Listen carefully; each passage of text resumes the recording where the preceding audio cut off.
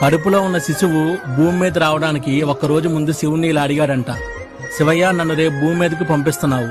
నేను చాలా చిన్నవాణ్ణి, నాకెవరూ తెలియదు, మరి అక్కడ నేను ఎలా బతకాలని అడిగితే దానికి శివుడు, నేను నీ కోసం ఆల్రెడీ ఒక దేవతను పంపాను, నిన్న ఆ దేవత అందరికంటే ఎక్కువగా ఇష్టంగా ప్రేమగా చూసుకుంటుందని చెప్తాడు. దానికి శిశువు, శివయ్య, మరి నాకు వాళ్ళ భాష తెలియదు, మరి వాళ్ళతో ఎలా మాట్లాడాలని అడుగుతాడు. దానికి శివుడు ఒక చిన్న నవ్వు నవ్వి, నీకోసం అక్కడ ఒక దేవత ఉంది, తను నీతో నువ్వు ఇంతవరకు విననటువంటి అందమైన మాటలు మాట్లాడుతుంది, అలాగే నీకు వాళ్ళ భాష నేర్పించి అందరితో ఎలా మాట్లాడాలనేది చెప్తుంది అని శివుడు చెప్తాడు.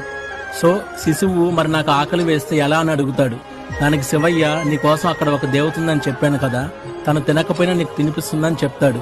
దీంతో శిశువు, శివయ్య, ఇంతకు ఆ దేవత ఎవరు, ఆమె పేరేంటి అని అడుగుతాడు. దానికి శివుడు ఆ దేవత పేరు అమ్మ అని చెప్తాడు.